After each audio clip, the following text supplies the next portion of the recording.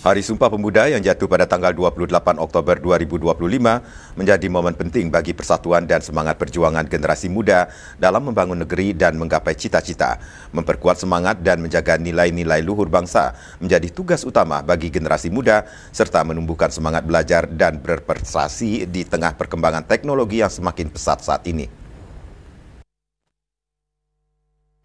Peringatan Hari Sumpah Pemuda tahun ini menjadi momen reflektif terutama bagi generasi muda untuk kembali memahami makna mendalam dari Sumpah Pemuda di tengah kehidupan modern yang serba cepat dan penuh tantangan. Bagi generasi muda dalam rangka memaknai Hari Sumpah Pemuda saat ini adalah bagaimana menumbuhkan semangat belajar dan berprestasi di tengah perkembangan teknologi yang semakin pesat. Selain itu pentingnya generasi muda untuk saling menyemangati dan menjaga kesehatan mental satu sama lain. Ya pastinya tuh harus tetap semangat belajar, karena gimana pun kalau misalnya kita nggak belajar, masa depan itu kayak masih belum terjamin gitu kan. Jadi terus semangat belajar, terus ingat juga kayak jasa-jasa pahlawan yang sebelumnya gitu, kayak gimana susahnya mereka untuk mencapai kemerdekaan gitu. Jadi harus tetap ingat jasa-jasa pahlawan, terus tetap semangat untuk belajar sama menggapai cita-cita. Generasi muda diharapkan mampu membangun solidaritas, saling mendukung dan menciptakan lingkungan yang positif agar semangat belajar dan rasa percaya diri tetap terjaga. Kita ini anak pemuda,